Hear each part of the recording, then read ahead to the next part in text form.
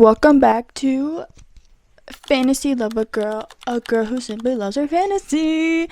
I'm trying my best to finish in August because we're already in August. So yeah, I thought like self-improvement books helped you a lot. No, apparently a fantasy book can, in which I fell in love with Aaron and shattered me.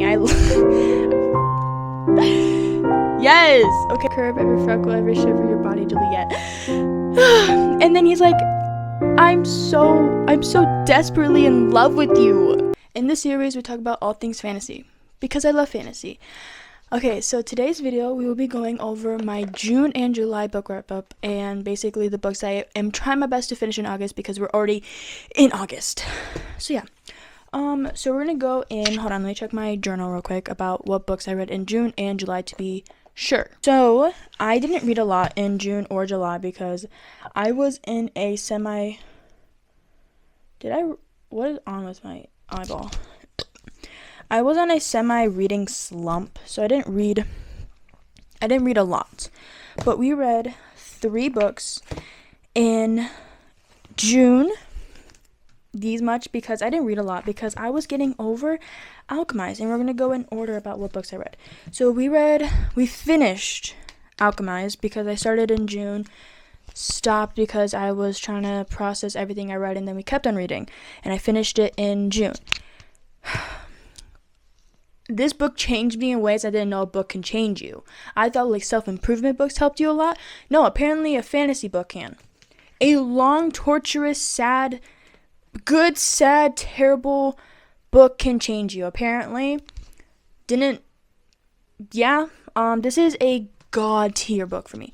God tier. This book changed me, seriously. This book changed me so much. This book helped me so much. This book changed my process, my brain chemistry on life, on love, on about religion, kinda. I'll get to that in a minute. About religion, about people, about war, about conflict, about myself and situations, and just so much more. I need to have an essay about this entire book and what it taught me in review and everything. But this is a god tier. This is over 6 stars and more. But basically it's about Helena, and it's 3 parts. So part 1, part 2, part 3. Part 1 is present, part 2 is past, and then part 3 goes back into the present. And part 1 is supposed to be confusing. I went in there so confused. Highly recommend, what is wrong with my eye right now? Highly recommend reading part 1, because this is what happened to me. I read part 1, went halfway through part 2, completely stopped, because I just started reading books again. I read this in the beginning of December last year, and then I stopped because it was too much, and then went back into it again. But I personally agree, if this is your first time reading a giganormous book like this, I highly recommend reading part 1, halfway through part 2, and then just starting all over again. Or a lot of people do is read part 1, part 2, go back to part 1 and part 3, because it helps them understand more. But if you're just gonna go right through part 1, part 2, part 3, go for it. I don't know, but this book got me obsessed, and I couldn't get over it. But it's about Helena. She's a healer. How do I explain this? Okay, so in part 2, she is a healer, and there's, a war going on between 2 religions. Don't ask me which ones are which. I forgot, honestly. But she's just trying to help everyone. She's on the bad side of it. But then Cain comes in. Information. He only asked for Helena. How do I explain this? But then so much more happens between them, and they fall in love, and then they have to basically Helena sacrificed herself, and then she goes missing for 14 months, and then he finally finds her. This goes to part 1. And then they like he finally found her, takes care of her, but she doesn't remember anything, which is part of the sacrifice at the end of part 2. And then and then he's like there were times where he like tried to do conversations that they had in the past, and like she didn't really remember. And then they and then it goes like, basically she goes like kind of more insane, and she just can't handle it anymore.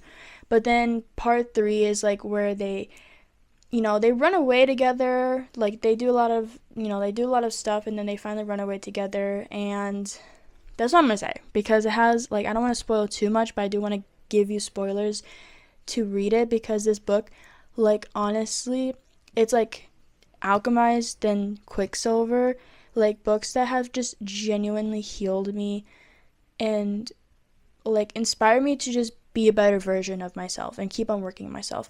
It's not just character development, it's just about everything about the book in general. But this is a 6-star book, god tier standalone. I love it so much. Phone, can you just stop, please? Thank you. Okay, next we read Unravel Me. Oh my gosh, I love this so much. I feel like Unravel Me doesn't get talked enough. This one's so good. This is like a 5 stars. It's so good. We get so much more character development from we start getting into character development for we get so much more character development from Juliet, and just seeing her, figuring things out, this stuff. And we get more in depth of Aaron, which I fell in love with Aaron and Shatter Me. I loved him so much. I loved his sarcasm. I loved, like, it was confusing, but like on Ignite Me, you get more understanding of what he did in Shatter Me. But I love this so much. This is definitely 5-star for me. I personally really loved it. I love the part. I can't get over this part. Joking, right? Definitely not. You can always avoid killing people, Warner. You avoid them by not going to war. He grins so brilliantly, not even paying attention. I love it when you say my name, he says. I don't even know why. Warner isn't your name, I point out. Your name is Aaron. He smiles. His smile's wide, so wide. God, I love that. Your name? Only when you say it. Aaron or Warner? He closes his eyes, tilting his head back against the wall. Dimples. Yes. Okay. Also, too, like in Unravel Me, and also to Ignite Me, you get so much more of like Aaron and his vulnerableness or vulnerability, or how would you put that? Vulnerable? When he's like more vulnerable, and it's just like seeing him like how he was in the past, and like as a kid, and now like how he truly feels about it is like honestly so sad. And also too, Juliet's journal is terrifyingly sad. You said you wanted friendship. Yes, he says, swallowing. I do want to be your friend. I do want to be your friend.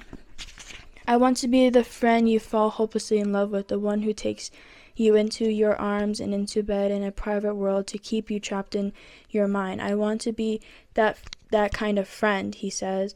The one who memorizes the things you say as well as the shape of your lips when you say them. I want to know every curve, every freckle, every shiver of your body, Juliet. And then he's like, I'm so desperately in love with you. 5 stars. I love it. Okay. And then we read Cruel Prince. I need to get there with the series. I love it.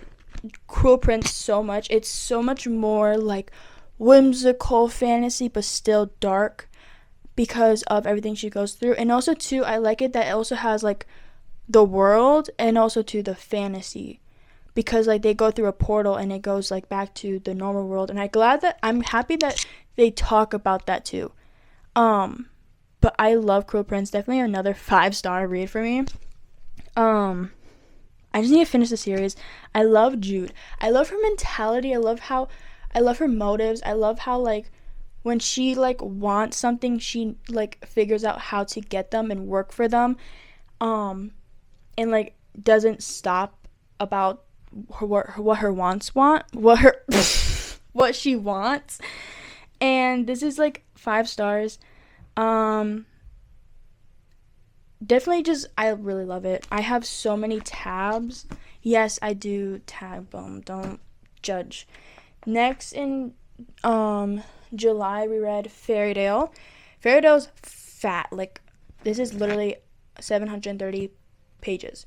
Fat, good book. Okay, it's fantasy, but like you have to get through it to get to the fantasy. It's definitely more gory and gothic like, but it has so much yearning and confusion and what is going to happen, and it also plays like a movie in your mind.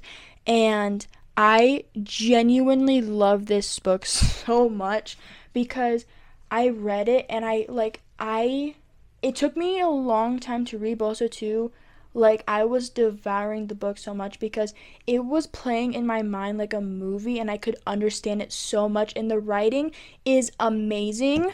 Very historical, like, not historical, yes, it is very historical. It goes a lot back on, like, you know, centuries ago, and like a lot of mystery you have to solve, and it's amazing, but it definitely has a lot of goriness in it. And I would check the like warnings, is like if someone who can't handle like that type of level of fights, if you want to say. But I genuinely love Fairy Tale. Like, I want to say, like, I can't choose between a 5-star or 6 stars, but I genuinely love Fairy Tale. It's very good, very long. I love the writing. I love how easily I can understand Fairy Tale. Next, we read Ignite Me. This is the only one we read. And these two we read in July. Again, I was kind of in a reading slump.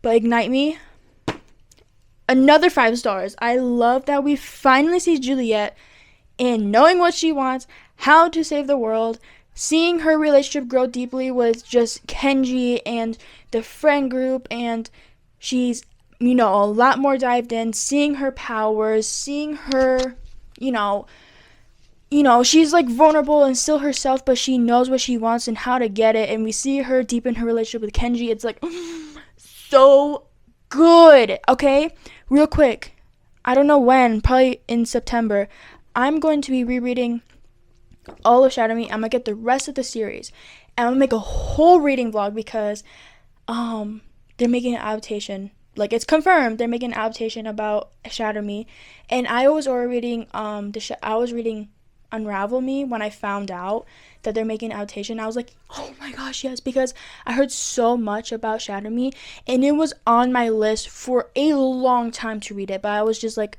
reading other books because I was simply like, I wasn't ready for that because I know I'd be obsessed with it, and I am. Okay, anywho, so soon we're gonna have a whole reading vlog. I'll be rereading Shadow Me, Unravel Me, and Ignite Me, and then we'll go on with the series, and I'm so excited. Okay, August, we already read Fourth Wing. You already saw that in my reactions and everything about Fourth Wing. Finished that, loved it, 5 stars. Next, we're gonna be reading, this is where, like, what I want to read in August.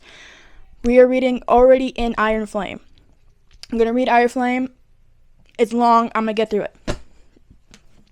Onyx Storm. I have to finish the series, and we're gonna attempt to at least like get started on Crescent City, House of Earth and Blood, because Agatar 6 will be coming out in October, and I want to read it, and also to be reading other books and have all the series of Crescent City done at least, because I'm not even into Throne of Glass yet. But start reading this, start getting through it, because these are giganormous books, like thick in my head. But anywho, that's in my August TBR. I want to get started on Crescent City because people always say before you read Agatar 6, you have to read Crescent City. I don't know why. I just knew that you have to read it. I'm listening to everyone else. Everyone who has read Agatar, Throne of Glass, and Crescent City, everyone says to read Crescent City before you read Agatar 6. Somehow they're connected. Don't know how. But yes, we're going to be reading Crescent City. We're going to be reading Onyx Storm. I'm going to sob my eyes out. I just know it. we're gonna go through Iron Flame. Iron Flame is making me mad in a good way and wanting me. I'm trying to hurry up. I'm so sorry, and I'm rapping. Oh my gosh. I'm trying my best to finish Iron Flame, but it's making me mad because of Violet. Dumb. I already talked about it. But yes, thank you so much for watching. Have a great day, night. Have a great day, night. Have a great day. Noon or night, don't care. Just have a great day. And always take care of yourself, love yourself, and always get lost in a fantasy book because this world is so boring. Love you. Bye.